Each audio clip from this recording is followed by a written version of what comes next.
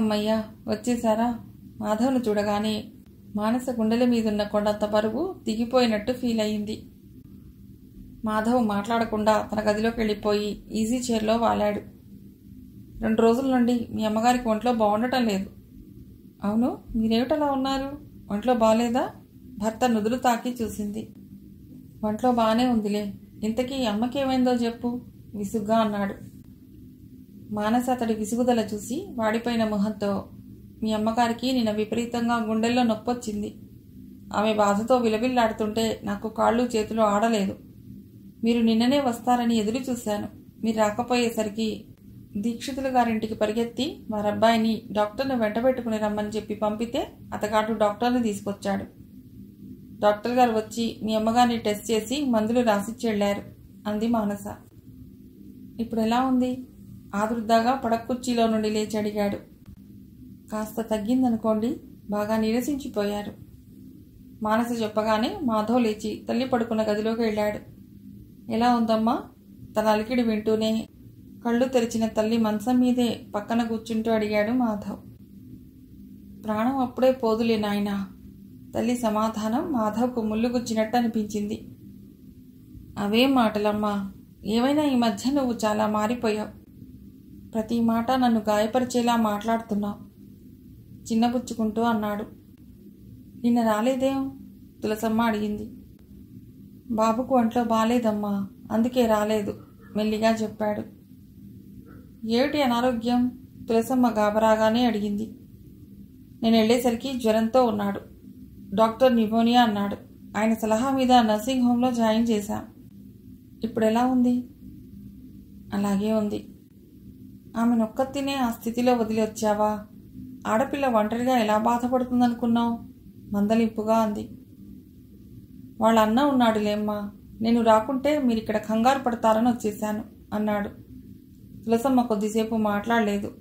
ఏదో ఆలోచనలతో కొట్టుమిట్టాడినట్టు కనిపించింది. కాసేపటికి, మధు, పిల్లలిద్దరూ ఎలా ఉంటారు అడిగింది. తల్లి అలా అడిగేసరికి మాధవ్ అంతరంగం ఆనందంతో తలమునకలయ్యింది. పిల్లలిద్దరికీ నా పోలికలే వచ్చాయమ్మా. బాబు వాళ్ళమ్మలా చామన ఛాయలో ఉంటాడు గాని పాప మాత్రం నాలాగే తెల్లగా ఉంటుంది సంబరంగా చెప్పాడు. పిల్లలిద్దరికీ ఏం పేర్లు పెట్టారు? బాబుకు నాన్నగారి పేరు పెట్టాం. పాప పేరు మాత్రం పావని. నాన్నగారి పేరా? అంటే భాస్కరమని పెట్టావా? కౌతుకంగా అడిగింది. అదే అర్థం వచ్చేటట్టు రవికిరణ్ అని పెట్టాం. చాలా సంతోషం బాబు. తులసమ్మ మళ్ళీ మౌనంగా తన ఆలోచన ధోరణిలో పడింది. అమ్మా, నీ మనుమల్ని చూసుకోవాలనుందా అమ్మా? ఆర్ద్రమైన గొంతుతో అడిగాడు మాధవ్. ఉంటే మాత్రం ఆ కోరిక ఎలా తీరుతుంది బాబు? తీరని కోరికలకు తపరపడ్డం అవివేకం తులసమ్మ విరక్తిగా అంది. ఎందుకు తీరదు? నువ్వు చూస్తానంటే నేనెలాగో తీసుకువెళ్ళి చూపిస్తాను. నువ్వు నమ్మవు కానమ్మా, నీ కోడలు చాలా మంచిది, పేరుకు తగ్గట్టే శాంతమూర్తి అన్నాడు మాధవ్. వద్దు బాబు. ఆ కోరికను మొలకగా ఉన్నప్పుడే తుంచేయాలి. పరిస్థితులన్నీ చేదాటిపోయాయి. ఇహ ఇప్పుడు ఆ కోరిక అసమంజసం. నేను ముందే సర్దిద్దుకోలేని పొరపాటు చేశాను. వంశ గౌరవం, ప్రతిష్ట ఇవన్నీ నా భుజాల మీదున్న బరువు బాధ్యతలనుకున్నాను.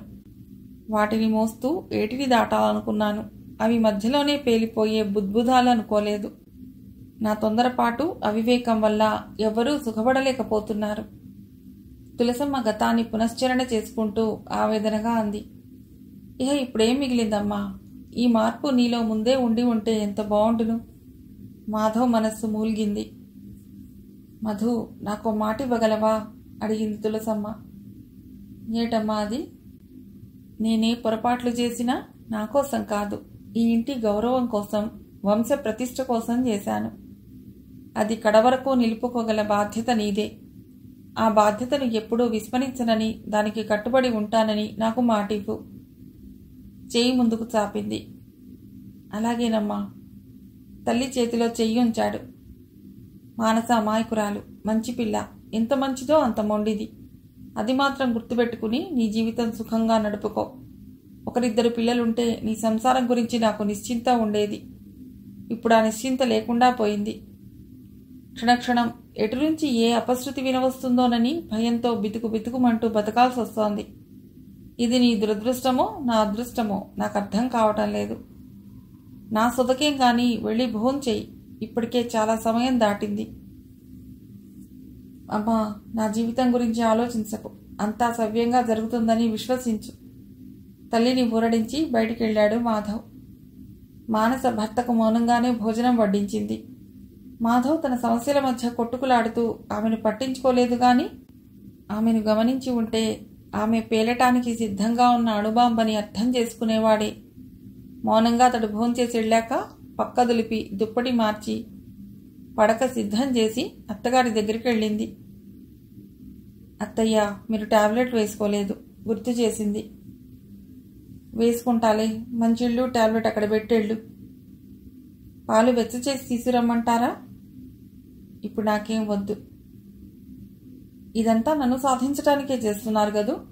మీకంటే చిన్నదాన్ని, తెలుసో తెలియకో మీ మనసు నొప్పిస్తే క్షమించొచ్చుగా. ఇలా ఉపవాసాలతో మీ శరీరం సృష్టింపజేసుకుంటే నేను చూస్తూ సుఖంగా ఉండగలనని అనుకుంటున్నారా? మానస రుద్ధకంఠంతో అంది. పిచ్చి పిల్ల, నీ మీద నాకు కోపమా? నిన్ను సాధించటానికే నేనేం తీసుకోవటం లేదనుకుంటున్నావు కదూ. నాకు నిజంగా ఆకలి వేయటం లేదు, ఏం తినాలనిపించటం లేదు. అందుకే వద్దన్నాను. పోనీ నీ తృప్తి కోసం తాగుతాను గాని వెళ్ళి పాలు పట్రా. తులసమ్మ ఆప్యాయంగా అంది. మానస పాలు వెచ్చచేసి తీసుకొచ్చింది. తర్వాత ఆమెకు దుప్పటి కప్పి లైట్ ఆర్పి తలుపు దగ్గరగా లాగి తన గదిలోకి వెళ్ళింది. మాధవ్ మంచం మీద నిలువునా పడుకుని పైకప్పుకేసి చూస్తూ ఏదో దీర్ఘాలోచనలో మునిగినట్టుండడం చూసి, మానస, ఏమిటి ఆలోచిస్తున్నారు? అతడికి తపోభంగాన్ని కలిగిస్తూ అంది. ఏం లేదు, అమ్మ నిద్రపోయిందా? చూపులు మానస వైపు తిప్పాడు. ఇప్పుడే నిద్రపోతున్నారు. మానస అతడి పక్కనే వెళ్ళి కూర్చుంది. మీ కొలీగ్ రామారావు గారి భార్య ఉదయం మన ఇంటికి వచ్చింది. ఆహా, ఎందుకుటా? నిరాసక్తిగా అన్నాడు. మీ అమ్మగారికి ఒంట్లో బాగోలేదన్న సంగతి దీక్షితులు గారి అబ్బాయి ఆమెతో చెప్పాట. మీ అమ్మగారిని చూసిపోదామని వచ్చింది. మాధవ్ విని ఊరుకున్నాడు. మీ కంపెనీలో నెలలో వారం రోజులైనట్టుగా క్యాంపులుండేవి. మీరే కావాలని వారానికి 3 రోజులు వెళ్లేలా రిక్వెస్ట్ చేసి మరీ వేయించుకున్నారట కదా, నిజమేనా? మానస అడిగింది. ఎవరు చెప్పారు? ఆమె చెప్పారు. అయినా ఎందుకలా రిక్వెస్ట్ చేసి మరీ వేయించుకున్నారు? కారణం నేను తెలుసుకోవచ్చా? మానస అడిగింది. ఎందుకో ఆమెనే అడిగితే ఆ కారణం కూడా ఆమె చెప్పేదిగా, వ్యంగ్యంగా అన్నాడు. ఆ వ్యంగ్యాన్ని గుర్తించి ఆ కారణమేదో బయటివారి నోటి నుండి వినే కంటే మీ నోటితోనే వింటే బాగుంటుందని అడగలేదు. మానస వాడిగా అంది. ఆ కారణమేమిటో సమయం వస్తే నేనే చెప్తాను. ఇప్పుడు నన్ను విసిగించకు, నా మనస్సేం బాగోలేదు అంటూ మాధవ్ పక్కకు ఒత్తిగిల్లాడు. ఆగండి, ఇంకొక విషయంలో మిమ్మల్ని విసిగించక తప్పడం లేదు. ఇది విని పడుకోండి. మీరు డాక్టర్ గారి దగ్గరికి ఎప్పుడు ఎడతారు? డాక్టర్ గారి దగ్గరికి ఎందుకు? అమ్మ విషయం మాట్లాడటానికేనా? కాదు, మీరు చెక్ చేయించుకోవటానికి. ఆ అవసరం లేదు, కఠినంగా అన్నాడు. అవసరం లేదా అంటే మీ ఉద్దేశం ఏమిటో స్పష్టంగా చెప్పండి. నా లోపం ఏమిటో నాకు తెలుసు. ఇక డాక్టర్ దగ్గరకు వెళ్లాల్సిన అవసరం లేదు. వెళ్ళినా ప్రయోజనం లేదు. నిజాన్ని బద్దలు కొట్టాడు. అబద్ధాల బతుకు మూసిన తెరను చీల్చాడు మాధవ్. మీ లోపం మీకు తెలుసా? ఏమిటా లోపం? తెల్లబోతూనే నిలదీసింది. నీకు నా వల్ల పిల్లలు పుట్టరు. ఎందుకు పుట్టరు? నిజం చెప్పండి, మానస ఏడుపు గొంతుతో అంది. నేను 3 ఏళ్ల కిందటే, అంటే మన పెళ్లికి 6 నెలల ముందే వ్యాసెక్టమీ చేయించుకున్నాను. అందుకనే నీకు పిల్లలు పుట్టరు చెప్పాడు. వ్యాసెక్టమీ చేయించుకున్నారా? నో, అలా జరగటానికి వీల్లేదు, మానస ఏడుస్తూ అంది. మాధవ్ ఆమెను జాలిగా చూడటం తప్ప మాట్లాడలేకపోయాడు. నిజం చెప్పండి, నన్నెందుకు మోసగించారు? ఆ నిజం పెళ్లికి ముందే తెలిసి ఎందుకు చెప్పలేదు? అతడి షర్ట్ గుప్పిళ్లతో పట్టి గుంజుతూ అడిగింది. మాట్లాడరే. ప్రతి స్త్రీ ఏం పొందాలని కోరుకుంటుందో తెలుసా? అనురాగంతో అలరించే భర్త, అపురూపంగా ఎంచబడే మాతృత్వం పొందాలని తపిస్తుంది. ఆ ఆశ కోసమే తన బతుకును సుఖాన్ని పణంగా పెడుతుంది. అటువంటి భాగ్యాన్ని నా నుండి ఎందుకు దూరం చేశారో చెప్పండి. మానస ఆవేశంలో ఒళ్ళు మర్చిపోయింది. మాధవ్కు తను చేసిన పొరపాటేమిటో తెలిసొచ్చింది. మానస నుండి విడిపించుకుంటూ, చెప్తాను. ఈ గుండె బరువు మోయటం ఇక నా వల్ల కాదు. ఈ మానసిక వ్యధ నుండి నేను తప్పుకోవాలి, లేకపోతే నాకు శాంతి లేదు. అంతా విని నన్ను క్షమిస్తామని మాటివ్వు. చెయ్యి చాపాడు. మాటివ్వడం అంటే నన్ను నేను సంకెళ్లలో బంధించుకోవటం అయితే నేను మాటివ్వలేను. ముందు మీరు గుప్తంగా దాచుకున్న రహస్యమేమిటో చెప్పండి. ఆపై క్షమించేది లేంది ఆలోచించవచ్చు అంది.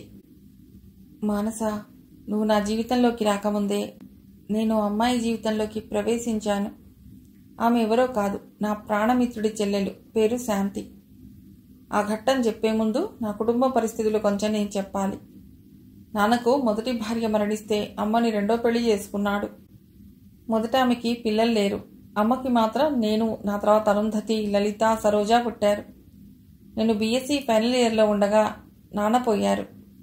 ఆ తర్వాత కుటుంబ బాధ్యత మీద పట్టడంతో చిన్న ఉద్యోగం సంపాదించుకున్నాను. అమ్మ, మావయ్య పెళ్లి చేయాలని ప్రయత్నించారు. కానీ చెల్లెళ్ల పెళ్లిళ్ళు అయ్యే వరకు చేసుకోవటానికి నేను అంగీకరించలేదు. అలాగే ఎంతో బాధ్యతగా అరుంధతి వివాహం జరిపించాను కూడాను. అరుంధతి పెళ్లి తర్వాతే శాంతి నా జీవితంలో ప్రవేశించింది. నా పట్టుదల, నిర్ణయం సడలిపోయేలా చేసింది. ఎప్పటిలానే ఓసారి క్యాంపుకి వెళ్ళినప్పుడు అక్కడ నాకు వాసు ఎదురయ్యాడు. వాసు, నేను బాల్యమిత్రులం. వాళ్ళ నాన్నగారి ఉద్యోగరీత్యా హైస్కూల్ చదువు వరకు వాడు నాతోనే చదివాడు. ఆ తర్వాత వాళ్ళ నాన్నగారికి మరో ఊరు బదిలీ కావటంతో అక్కడి నుంచి వెళ్ళిపోయారు. అప్పటి నుండి వాసును అదే కలవటం. మాటల మధ్యలో వాళ్ళమ్మ, నాన్నగారు తీర్థయాత్రలుగాను వెడుతుండగా వారు వెళ్లిన టూరిస్ట్ బస్సుకు యాక్సిడెంట్ అయి ఆ ప్రమాదంలో ప్రాణాలు కోల్పోయారని, చెల్లి నేనే మిగిలామని చెప్పి వాళ్ళింటికి నన్ను ఆహ్వానించాడు. స్నేహితుడు పడ్డ కష్టాలకు నా గుండె నీరైంది. వాడి ఆహ్వానాన్ని తిరస్కరించలేక వాడి వెంట ఇంటికి వెళ్ళాను. వాడు చెల్లెలు శాంతిని నాకు పరిచయం చేశాడు. మేమిద్దరం ఎన్నెన్నో విషయాలు, కుటుంబం గురించి పడ్డ కష్టాలు, కలతలు గురించి చెప్పుకున్నా. చీకటి పడుతుండగా నేను సెలవు తీసుకోబోతుంటే వాడు భోంచేసి వెళ్లమని పట్టుబట్టాడు. వాడి బలవంతం మీద ఆ రాత్రి అక్కడే భోంచేసి పడుకున్నాను. ఆ తర్వాత నుండి నేను క్యాంపుకు వెళ్ళినప్పుడల్లా వాడింటికి వెడుతుండేవాణ్ణి. తరచూ వెళ్ళటం వల్ల మా మధ్య మరింత గాఢ స్నేహం అల్లుకుపోయింది. వాడింటి దగ్గర లేకున్నా నా రాక ఆ ఇంట్లో అభ్యంతరం అయ్యేది కాదు. శాంతి నాతో చక్కగా మాట్లాడేది. ఒక్కోసారి మేము ముగ్గురం కలిసి సినిమాలకు వెళ్లేవాళ్లం. చాలా కాలం వరకు శాంతి ఎంత చనువుగా ఉన్నా ఆమెను నా స్నేహితుడి చెల్లెలిగానే చూశాను. ఓసారి క్యాంప్లో ఉండగానే నాకు జ్వరం వచ్చింది. ఆ జ్వరంతో బాధపడుతూ వారం రోజులు వాళ్ళింట్లోనే ఉండిపోవలసి వచ్చింది. ఆ వారం రోజులు ఆ అన్నా చెల్లెళ్ళిద్దరూ నన్ను కంటికి రెప్పలా చూశారు. శాంతి అయితే అహర్నిశలు నా దగ్గరే ఉండి ఎంతో శ్రద్ధగా సేవ చేసింది. నా మంచి చెడ్డలు చూసేది. ఆ వారం రోజుల్లో ఆమె మరీ నాకు దగ్గరైనట్టు అనిపించింది. జ్వరం తగ్గి పద్యం తిన్నాక ఇంటికి వచ్చేశాను. మళ్ళీసారి వెళ్ళినప్పుడు శాంతి దగ్గర వయస్సు చేసిన తొందర వల్ల నేనే ముందుగా చొరవ తీసుకుని శారీరకంగా పతనం చేశాను. శాంతి కూడా నా కోరికను ప్రతిఘటించలేదు. సృష్టి చేసే గల్లంతుకు ఇద్దరం దాసులమయ్యా. మా సమాగమానికి చిహ్నంగా శాంతి గర్భవతి అయ్యింది. అది తెలిసి నా తృప్తి కోసం, వాసు కోసం అతడి ఎదుట ఆమె మెళ్ళో తాళిబొట్టు కట్టి నా దాన్నిగా చేసుకున్నాను. ఆ రోజునే నాకు పెళ్ళైనట్టు భావించి శాంతిని నా అర్ధాంగిగా స్వీకరించాను. మిగిలిన ఇద్దరు చెల్లెళ్ల పెళ్లిళ్ళు అయ్యే వరకు ఈ విషయం అమ్మకు తెలియనివ్వకూడదనుకున్నాను. మాది వర్ణాంతరం కాబట్టి అమ్మ అంత తేలిగ్గా అంగీకరించదని నా భయం. చెల్లెళ్ల పెళ్లికి కూడా ఆ కారణం ఆటంకం కావచ్చు. అందుకే ముందు చూపుతో మా విషయం గోప్యంగా దాచాను. ఆ తర్వాతే కంపెనీ వారిని రిక్వెస్ట్ చేసి క్యాంపు విషయంలో వారానికి 3 రోజులు అక్కడికి వెళ్లేలా సర్దుబాటు చేసుకున్నాను. శాంతితో నా దాంపత్య జీవితం 4 ఏళ్లు ఇట్టే గడిచిపోయింది. వరుసగా మొదట బాబు, తర్వాత పాప పుట్టారు. ఈ 4 ఏళ్లలోనూ బాధ్యతల నుండి కూడా విముక్తుడయ్యాను. 2 సంవత్సరాల తేడాతో లలితకు, సరోజకు పెళ్లిళ్లు జరిపించాను. వాళ్లకు అరుంధతిలానే ఏ విషయంలోనూ లోటు చేయలేదు. వాళ్లు పెళ్లిళ్ళయ్యాక తీరిగ్గా ఊపిరి వదిలి శాంతి విషయం అమ్మతో చెప్పాలనుకుంటూనే ఎప్పటికప్పుడు ఏదో సంకోచంతో వాయిదా వేస్తూ వచ్చాను. కానీ అమ్మ నా పెళ్లి గురించి మరోలా కలలుగంటూ సంబంధాలు చూడటం ప్రారంభించింది. అది తెలిసాక అమ్మకు మా విషయం చెప్పక తప్పలేదు. అంటే ఈ విషయం మీ అమ్మగారికి మన పెళ్లికి ముందే తెలుసా? మానస మధ్యలోనే అడ్డు తగులుతూ అంది. తెలుసు. తెలిసిన అమ్మ వంశప్రతిష్ఠ, గౌరవం అంటూ మొండిపట్టు కూర్చుంది. తిండి నీళ్లు మాని ప్రాణత్యాగానికి పూనుకుంది. ఆ పరిస్థితిలో ఏం చేయాలో తోచక అమ్మను దక్కించుకోవాలన్న ఆరాటంలో విధి లేక అమ్మ మాటకు తలంచాను. మాతృవాక్య పరిపాలకులు వ్యంగ్యంగా అంది మానస. నువ్వు వ్యంగ్యంగా అన్నా నేను బాధపడను. ఇటు అమ్మను వదులుకోవటానికి సిద్ధంగా లేను. అమ్మ కోసం శాంతికి అన్యాయం చేయలేను. అప్పుడు నేనెంత నరకం అనుభవించి ఉంటానో నీకు చెప్పినా అర్థం కాదు. మీ అమ్మగారి పట్టుదల గురించి ఆమెకు చెప్పారా? అడిగింది. చెప్పాను. శాంతి దగ్గర నేనెప్పుడు ఏదీ దాచుకోలేదు. విషయం విని ఆమె ఏమంది? విషయం విని అమ్మ చెప్పినట్టు చేయమని, ఆ ముసలి ప్రాణాన్ని హింసించొద్దని నాకు సలహా ఇచ్చింది. త్యాగమయి మానస గొంతులో హేళన ధ్వనించింది. ఇద్దరి మాటలకు కట్టుబడి నీ మెళ్ళో తాళిగట్టాను. ఆదర్శ పురుషులు. మీరు చేసిన మహోపకారానికి నా నివాళులు. మానస చేతులు జోడించింది. మానస, పరిస్థితులు ఎటు నడితే అటు కొట్టుకుపోయాను. జరిగిందేమిటో ఉన్న యథార్థాన్ని నీకు వివరించాను. ఇప్పటికి నా మనసులో ఉన్న బరువు తగ్గింది. నన్ను మాత్రం క్షమించు అన్నాడు. మానస పక్కపక్కా నవ్వింది. క్షమ. మీరన్న పదంలో ఉన్నవి 2 అక్షరాలైనా వాటి వెనుక 3 జీవితాల వ్యధ, కన్నీళ్లు, గుండె బరువు నిండి ఉంది. ఒక్క స్త్రీని అనుభవించిన నేరానికి ఆమె మెళ్ళో తాళిగట్టి అర్ధాంగిగా చేపట్టినందుకు నేను మీకు చెయ్యెత్తి నమస్కరిస్తాను. కానీ నా జీవితాన్ని అన్యాయం చేసినందుకు మాత్రం మిమ్మల్ని క్షమించలేను. వంశగౌరవం కోసం ఓ మాతృమూర్తి ఆరాటపడితే లోకనింద తప్పించుకోవటానికి మరో స్త్రీ తనను తానే ఆత్మవంచన చేసుకుంది. ఈ త్యాగాల కథలో మీ పాత్రల పొరపాట్లకు మార్కులు శాతం గడితే ముఖ్య పాత్రధారి అయిన మీకు 75 మార్కులు ఇవ్వచ్చు. మీ అమ్మగారికి, మీ మొదటి భార్యకు మిగిలిన 25 మార్కులు సరిసమానంగా పంపిణీ చేయొచ్చు. నాకు మిగిలేది మాత్రం 0. ఆహాహా, నిజమే, నాకు మిగిలేది నిండు 0. మానస పిచ్చిగా నవ్వింది. అన్నట్టు మీరు వ్యాసక్టమీ చేయించుకున్నారన్నారు కదూ? ఎప్పుడు చేయించుకున్నారు? మన పెళ్లికి 6 నెలల ముందే చేయించుకున్నాను. అయితే ఈ విషయం మీ అమ్మగారికి ముందే మీరు చెప్పారా? చెప్పలేదు. అమ్మకే కాదు, ఈ విషయం శాంతికి కూడా తెలియనివ్వలేదు. వారిద్దరికీ తెలిస్తే మన కథ వేరుగా ఉండేదేమో అన్నాడు. మరి మీరెందుకు చెప్పలేదు? అసహనంగా అంది మానస. శాంతి విషయం నా నోటి వెంట వినగానే అమ్మ కుంగిపోయింది. తన వంశాన్ని నిలబెట్టడానికే కదా మళ్ళీ నన్ను పెళ్లి చేసుకోమని పోరుపెట్టింది. ఇక ఆ ఆశ నా వల్ల నెరవేరదన్న నిజం తెలిస్తే ఆమె విని తట్టుకోలేదు. ఆ ఆవేశంలో అప్పుడే ఏదైనా అఘాయిత్యం చేస్తుందని భయపడ్డాను. అంటే నా జీవితం ఇలా నాశనం అవ్వటానికి మీరే పూర్తిగా బాధ్యులు. ఎంత సాహసం! అటు తల్లిని వదులుకోలేక, ఇటు ప్రేమించిన పడతిని వదులుకోలేక మధ్య నన్ను బలిపశును చేశారన్నమాట. విషయం ఆ కట్టుకోబోయేదానికి తెలిస్తే ఎంత దూరం పెడుతుందో అప్పుడు ఆలోచించలేదా? ఎందుకు ఆలోచించలేదు? విషయం తెలిసినా మీ చేత తాళి కట్టించుకున్న పాపానికి తన కర్మకు ఏడుస్తూ చచ్చినట్టు మీతోనే కాపురం చేస్తుందని మీ ధైర్యం. అవును, అదే మీ ధైర్యం. వంశగౌరవం అంటూ ఓ కన్న తల్లి మరో స్త్రీ గొంతు కోస్తే అదే వంశప్రతిష్ఠ కోసం కన్న కూతుర్ని యజ్ఞంలో సమిధను చేస్తుంది మరో కన్న తల్లి. మానస, అవన్నీ ఇప్పుడెందుకు? మాధవ్ వారించాడు. ఇప్పుడే మాట్లాడాలి. వంశగౌరవం అంటూ మీ మెడలు వంచిన మీ కన్నతల్లి స్థానం సుస్థిరంగానే ఉంది. మీతో జీవితాన్ని పెనవేసి 2 బిడ్డలకు తల్లైన జీవితాన్ని పరిపూర్ణంగా చేసుకుని మీ మనసు గెలిచిన ఆమె స్థానం సుస్థిరంగానే ఉంది. మీ అందరి చేతుల్లో పావునై ఈ ఆటలో మీ చేత వంచబడ్డ నా స్థానం ఏమిటో స్పష్టంగా చూపించండి. ఆ స్థానాన్ని నిర్దేశించి చెప్పండి. మీరు చెప్పలేరు, నాకు తెలుసు. నేను చెప్తాను సమాధానం. ఎన్నో తరాల నుండి గుప్తంగా దాచుకుంటూ వస్తున్న మీ వంశ ప్రతిష్టకు నేను పెద్ద సింబల్ని. లంకంత ఈ కొంపకు, మీ ఆస్తికి నేను కాపలాదారుని. జీతం భత్యం లేని పని మనిషిని. మీకు సంతోషాన్ని అందించే పరికరాన్ని. ఎందుకు ప్రతిఫలంగా బతికున్నంత వరకు తిండి బట్ట ఇచ్చి పోషిస్తారు. అందులో కించిత్తు కూడా సందేహం లేదు. కానీ మీ ప్రేమకు, ఆస్తికి, అన్నిటికీ వాళ్ళు వారసులు, అంతే కదూ? మానస మాటల ఈటెలతో మాధవ్ శరీరాన్ని తూట్లు పొడిచింది. మానస, మరీ అలా దారుణంగా మాట్లాడకు. శాంతంగా నీ చెప్పేది విను. మళ్లీ పిల్లలు పుట్టే అవకాశం ఉంటుందంటే నేను నీకోసం రీకానలైజేషన్ చేయించుకుంటాను. మనకు పుట్టే పిల్లలే ఈ ఆస్తికి నిజమైన వారసులు. నన్ను నమ్మవా?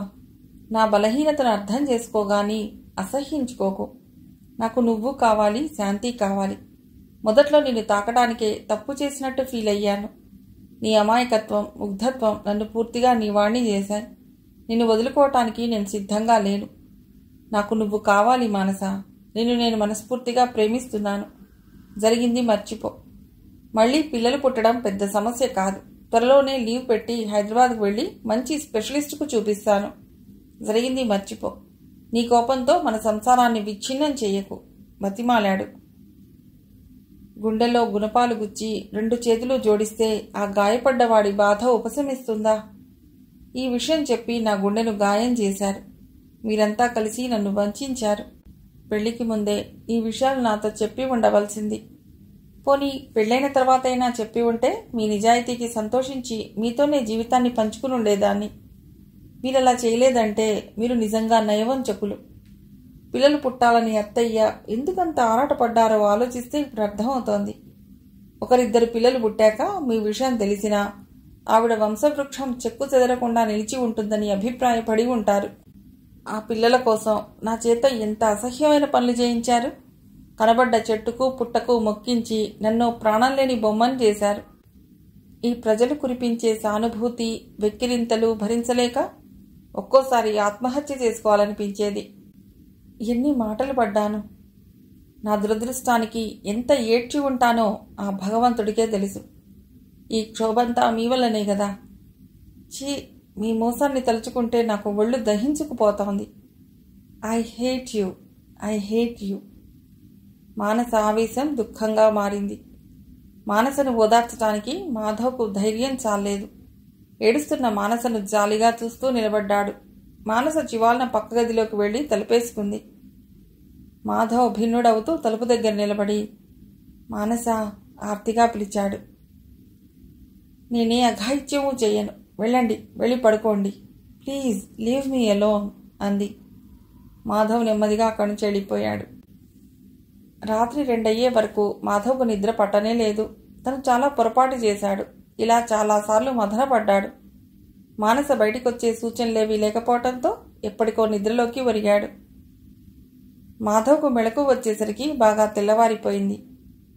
మధు, మధు, లక్ష్మి వచ్చింది, తలుపు తీ.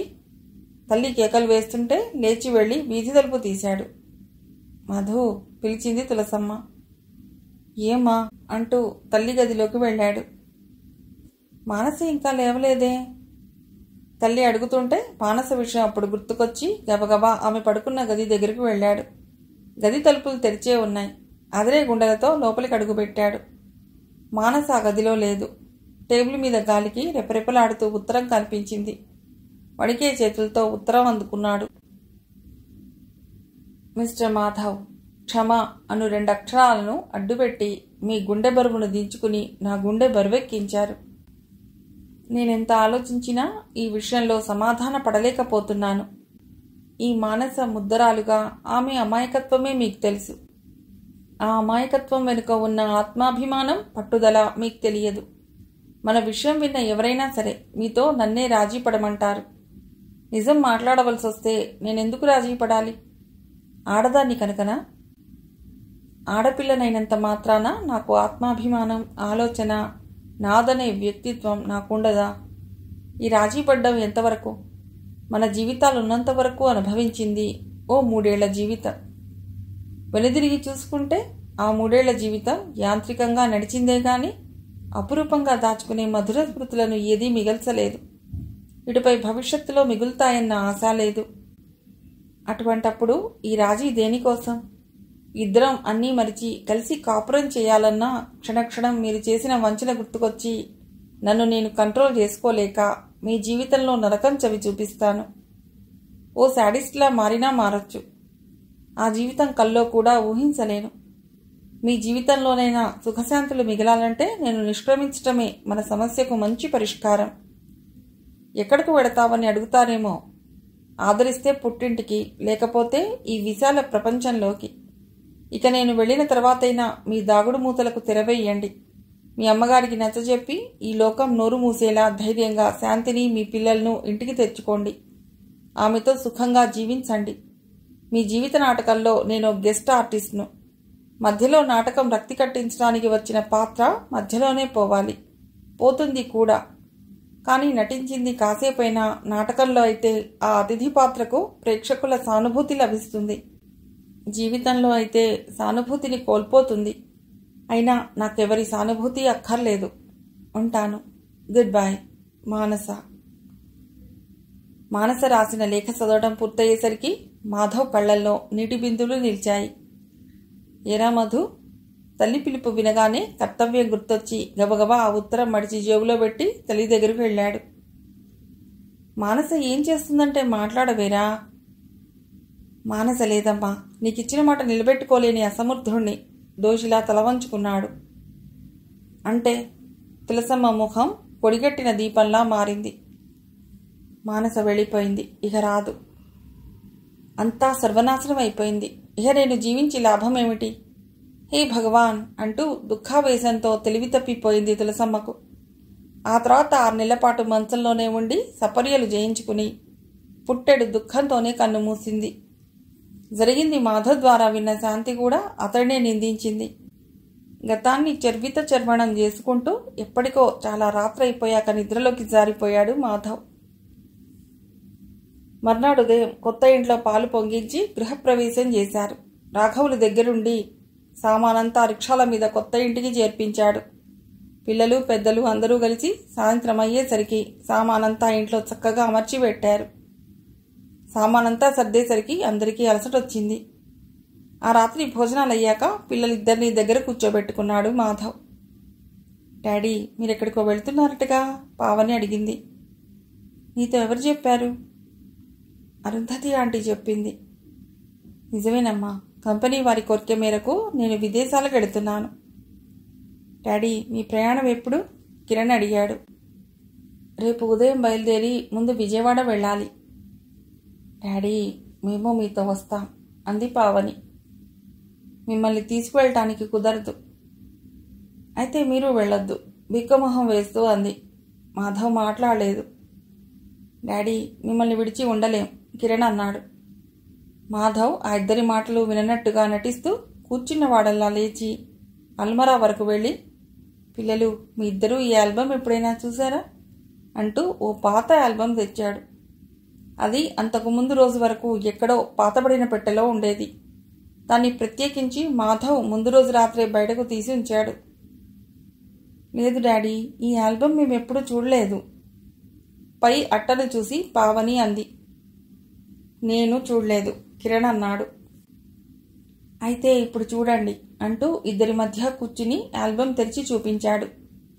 మొట్టమొదటి పేజీలో అంటించి ఉన్న తులసమ్మ ఫోటోను చూస్తూనే, ఈమె నానమ్మ కదు డాడీ అంది పావని. అవునమ్మా, ఇదిగో వీళ్ళు ముగ్గురు మీ ఆంటీలే. అప్పటికింకా పెళ్లి కాలేదు. అదిగో ఇది నేను చదువుకునే రోజుల్లో తీయించుకున్న ఫోటో. ఒక్కో ఫోటోను చూపిస్తూ వివరించసాగాడు. భలే భలే, డాడీ చిన్నతనంలో ఎలా ఉన్నారో చూడరా, పావని నవ్వుతూ అన్నతో అంటోంది. ఆ తర్వాత అంటించి ఉన్న ఫోటోలు చూసి ఇద్దరూ ఆశ్చర్యంగా ప్రశ్నార్థకంగా ఒకరి మొహంలోకి ఒకరు చూసుకున్నారు. డాడీ, ఇది మీ పెళ్లి ఫోటోలా? పావని అడిగింది. అవునమ్మా.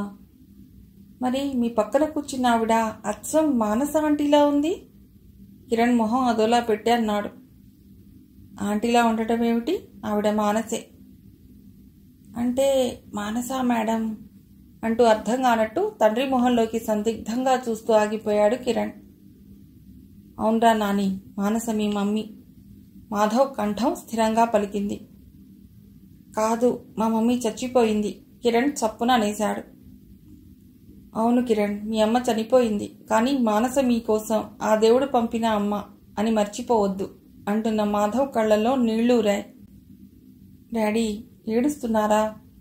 పావని తండ్రి గడ్డం పట్టుకుని తన వైపుకు తిప్పుకుంటూ జాలిగా అడిగింది. లేదమ్మా లేదు. మాధవ్ కళ్ళు తుడుచుకున్నాడు. తండ్రి కన్నీరు చూసి ఇద్దరూ కదిలిపోయారు. విషణ్ణ వదనాలతో తండ్రి ఏం చెప్తాడోనని అతడి మొహంలోకి చూస్తున్నారు. నాని, పాప, మీరిద్దరూ నేను తిరిగి వచ్చే వరకు మానస దగ్గరే ఉండాలి. ఆవిడే ఇటుపై మీకు అమ్మ, గుర్తుంటుంది కదూ? ఇద్దరూ తలలూపారు. నేను ఎప్పటికప్పుడు మీకు ఉత్తరాలు రాస్తుంటాను. మీరు సమాధానం రాయాలి, అశ్రద్ధ చేయకూడదు. అలాగే డాడీ. అంతేకాదు, నేను వచ్చే వరకు మానస చెప్పినట్టు వినాలి. మీరు ఆమె పట్ల ప్రేమగా ఉండాలి. అలా అయితే నేను త్వరగా తిరిగి వస్తాను, లేకపోతే అసలు రాను బెదిరించాడు. అలాగే డాడీ, ఆంటీ చెప్పినట్టే వింటా. మీరు మాత్రం త్వరగా వచ్చేయండి, ఇద్దరూ ఏడ్పు కంఠాలతో అన్నారు. ఇద్దరినీ దగ్గరగా తీసుకుని మీరు బాగా చదువుకోవాలి, మంచి పేరు సంపాదించాలి అంటూ ఇద్దరినీ ముద్దు పెట్టుకున్నాడు. ఇద్దరూ దుఃఖాతిశయంతో తండ్రి గుండెలకు హత్తుకుపోయారు. అమ్మా అమ్మా! ఆ పిలుపు నిద్రపోతున్న మానసను తట్టి లేపింది. క్షణంలో నిద్రమత్తు కరిగిపోయింది. అమ్మా అమ్మా! మళ్ళీ ఎవరో పిలుస్తూ తలుపు తడుతున్నారు.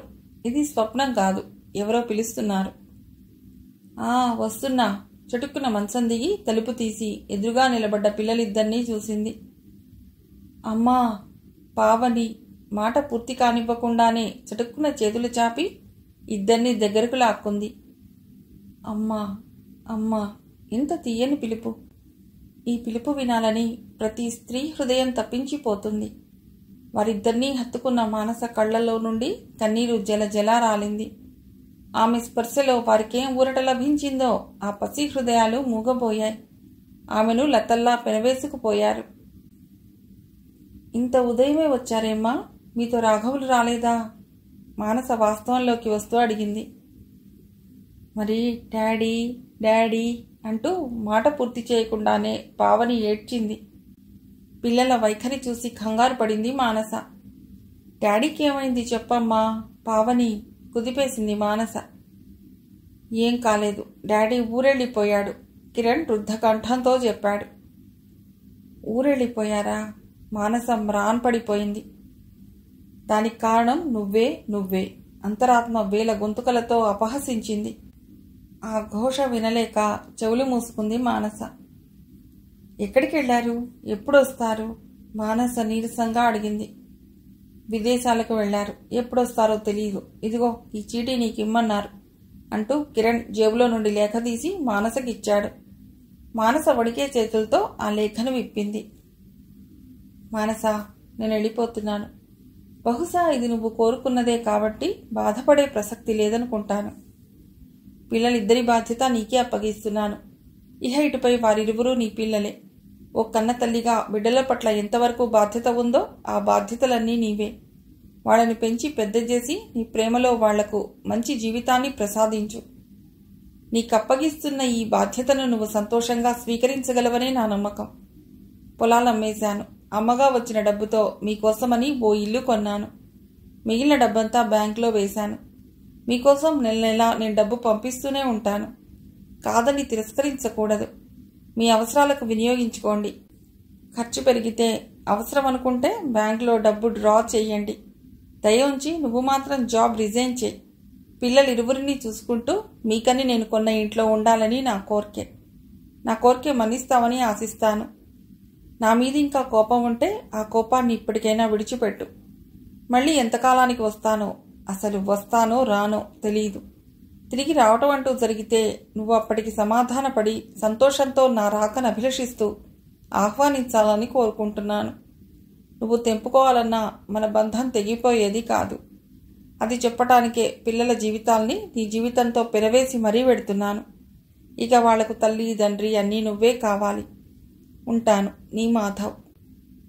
ఉత్తరం ముగించేసరికి మానస చెలించిపోయింది. అందుకు గుర్తుగా ఆమె కళ్ళు శ్రావణ మేఘాలయ్యాయి.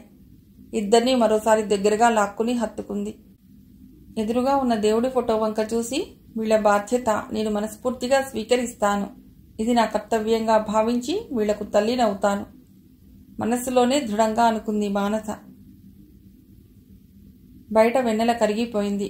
మానస ఊహల పందిరి చెదిరిపోయింది. దూరంగా ఎక్కడో తొలికోడి కూసింది. మానస ఉలికిపడుతూ మెట్ల మీద నుండి లేచి లోపలికి వెళ్ళింది. అప్పటికే పిల్లలిద్దరూ లేచి గదిలో లైటు వెలిగించి చదువుకుంటున్నారు. మీరెప్పుడు లేచారు? వింతగా అడిగింది. ఇంతకు ముందే మమ్మీ. బయటికొచ్చి చూస్తే నువ్వు పరిసరాలు గమనించినంత పరిధ్యానంగా కూర్చున్నావు. నిన్ను డిస్టర్బ్ చేయటం ఎందుకని లోపలికి వచ్చేశాము అంది పావని. మమ్మీ, నువ్వసలు రాత్రంతా నిద్రపోలేదు గదూ? మానస మొహంలోకి పరిశీలనగా చూస్తూ అడిగాడు కిరణ్. మొహం పక్కకు తిప్పుకుంటూ, ఎందుకో రాత్రంతా ఎంత ప్రయత్నించినా నిద్ర రాలేదు అంటూ తప్పించుకుంది. అన్నా చెల్లెళ్ళిద్దరూ ఒకరి మొహంలోకొకరు లోతుగా చూసుకున్నారు. ఆ రోజు మధ్యాహ్నం అరుంధతి మానస దగ్గరికొచ్చింది.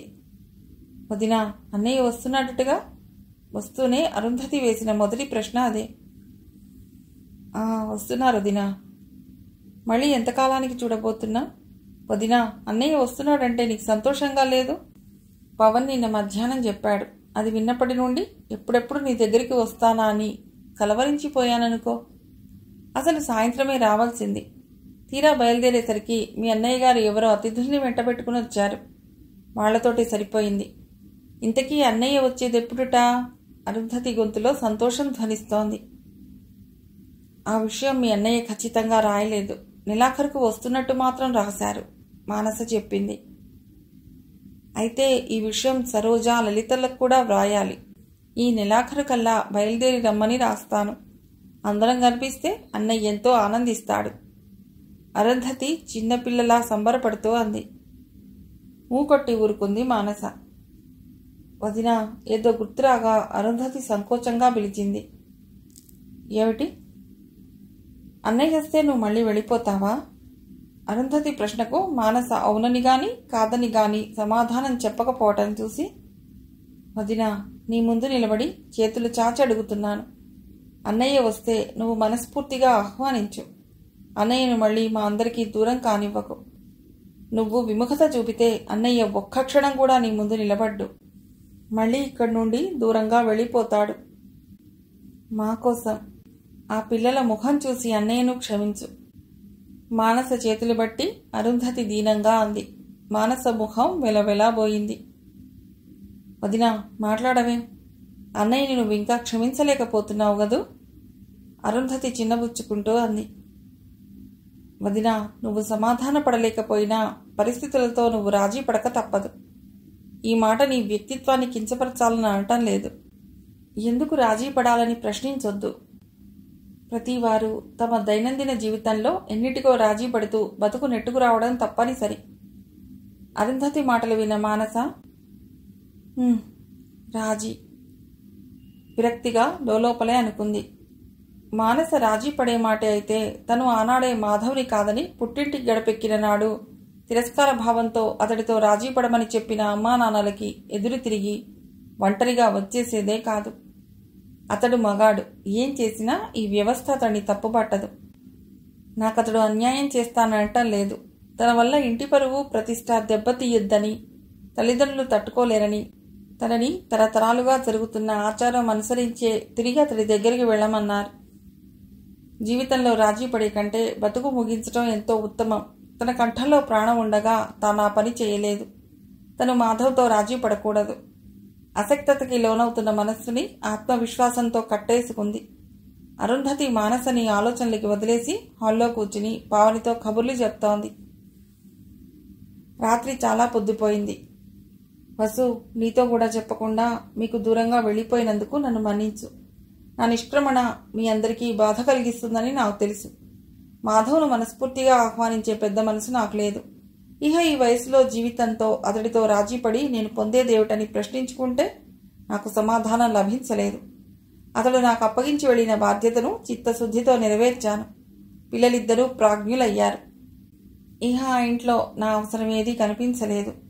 మాధవ్ తిరిగి రాగానే పిల్లలిద్దరికీ పెళ్లిళ్లు చేస్తే వారిద్దరి మధ్య అతడి శేష జీవితం ప్రశాంతంగానే గడిచిపోతుంది. అందుకే ఇక్కడి నుంచి నిశ్చింతగా వెళ్ళగలిగాను. ఇక నా పయనం ఎక్కడికో నీకైనా తెలియపరచటం స్నేహధర్మం. అందుకే నీకు ఈ ఉత్తరం రాస్తున్నాను. ఆ మధ్య హైదరాబాద్లో ఉన్న యోగమిత్ర మండలి అన్న సంస్థ గురించి నీకు చెప్పాను, గుర్తుందా? ఈ మండలి స్థాపించిన గురుకులంలో పసిపిల్లలకు ఉచితంగా విద్యాదానాన్ని చేయటానికి, అక్కడి వారికి సేవలు ఉపయోగించటానికి వెడుతున్నాను. నా ఒంట్లో ఉన్న శక్తిని, తెలివిని ధారపోసి మరికొన్ని జీవితాల్లో వెలుగు నింపుతాను. జీవితంలో పరాజితనై పారిపోతున్నాను అనుకోకు. పెళ్లి, సంసారం, పిల్లలు ఇదే జీవితానికి పరమార్థం కాదు. అంతటితో జీవన సాఫల్యం లభిస్తుందనుకోవటం నిజంగా అమాయకత్వం. విశాలంగా ఆలోచించి చూస్తే సమాజానికి మనం ఏ కొంచెం ఉపయోగపడ్డా మన జీవితం సార్థకత నొందినట్టే. ఒక్క చిరుదీపం మరెన్నో దివ్యలను వెలిగించి జగతిని కాంతివంతం చేస్తుంది. నా జీవితం గురించి నువ్వెలా నిర్వచనమిచ్చినా నేను బాధపడను. పావని, కిరణ్లకు నేను లేని లోటు నువ్వు, అరుంధతి భర్తీ చేయగలరన్న నమ్మకం నాకుంది. వారిరువురి బాధ్యత ఇక మీదే. ఇలా వెళ్ళిపోయి మీ దంపతులకు మనస్తాపం కలిగించినందుకు ఈ స్నేహితురాల్ని దయతో మన్నించు. ఉంటాను, నీ బాంధవి మానస. ఉత్తరం ముగించేసరికి కళ్ళు శ్రావణమేఘాలయ్యాయి. గుండె బరువెక్కింది. తను తొందరపడుతోందా? ఆవేశంలో తప్పు నిర్ణయం తీసుకుంటున్నానా? మానస ఆలోచనల ఉచ్చులో బిగుసుకుంటోంది. వసంత చెప్పిన మాటలు ఆమె చెవుల్లో మార్మోగినాయి. సమాజానికి ఈ కొంచెం ఉపయోగపడినా మన జీవితం సార్థకత నొందినట్టే అని. ఆమె రాసిన పదం ఆమెనే వెక్కిరించింది. ఈ సమాజంలో మరెవరికో పంచిచ్చే ఆదరణని ఈ పిల్లలకే పంచొచ్చు గదా. వీళ్ళని ఎవరి ఆదరణకో వదిలేసి తానొకరి ప్రాపకంలోకి ఎందుకు పోవాలి? ఏమూలో ఏ కొంచెమో మాధవ్ తన భర్త అనే మీమాంస తన మనసులో ఉండబట్టే గదా అలా అతడి నీడ నుండి పారిపోవాలనుకునేది. స్థిరత్వానికి గుర్తు మరో చాంచల్యాన్ని జయించటం. అది తను చేయలేనప్పుడు పిరికితనంతో పారిపోతున్న పరాజిత. నో, కాదు. మాధవ్ అంటే కాదు. స్త్రీజాతిని మోసం చేసే మగవాళ్లంటేనే అసహ్యం తనకి. మరి పశ్చాత్తప్తుడిని ఆదరించలేని మనిషి అసలు మనిషేనా? మాధవ్ని ఒక భర్తగానే ఎందుకు చూడాలి? ఈ సమాజంలోని ఒక మనిషిగా గౌరవించలేదా? కనీసం తన తప్పు తెలుసుకుని అపరాధిగా తల వంచుకున్న మాధవ్ కన్నా అర్థం పర్థం లేని అహంకారాన్ని, ఆత్మాభిమానాన్ని చెప్పుకుంటున్న తనేమంత సంస్కారవంతురాలు? మామూలు మనిషికి ఉండే మానవత్వం, ప్రేమ, క్షమాగుణం తనలో లేకపోయిన తర్వాత తను సంఘానికి పనికి వచ్చే మనిషి అవుతుందా? వసంత్ అన్నట్టు తను మాధవ్ని క్షమించలేదా? స్త్రీజాతికి మగవాడి అండ, అందున మగవాడి ప్రాపకం లేకపోయినా ఏదైనా సాధించగలదు అని నిరూపించింది. తన మీద వదిలి వెళ్లిన పిల్లల బాధ్యతని ఎంతో విజయవంతంగా నిర్వర్తించింది. ఇది చాలదు తన ఔన్నత్యం చాటడానికి. ఇంతటి కార్యదీక్షత, స్థిర సంకల్పము ఏమైంది? మానసలో సంఘర్షణ పూర్తి కాలేదు. తూర్పున వెలుగురేఖలు విచ్చుకుంటున్నాయి. పక్షులు జీవయాత్ర సాగించటానికి పయనం ప్రారంభించాయి. ప్రపంచం అనంతయాత్రలో మరో మలుపు తిరుగుతోంది. మానస మాత్రం అటు చీకట్లోకి వెళ్లాలా, ఇటు వెలుతుర్లోకి వెళ్లాలా అనే సందిగ్ధంలో మిగిలిపోతోంది. ఏదో ఒక నిర్ణయం చేసుకోవాలి. ఏది వెలుతురు, ఏది చీకటి తెలుసుకోవటానికి అవకాశం ఇవ్వని ఉదయ సంధ్య అది. ఎటు చూసినా తెలుపు నలుపులు కలబోసిన జీగురు వర్ణం. ఏది ప్రగతి, ఏది సుగతి? సంధ్య.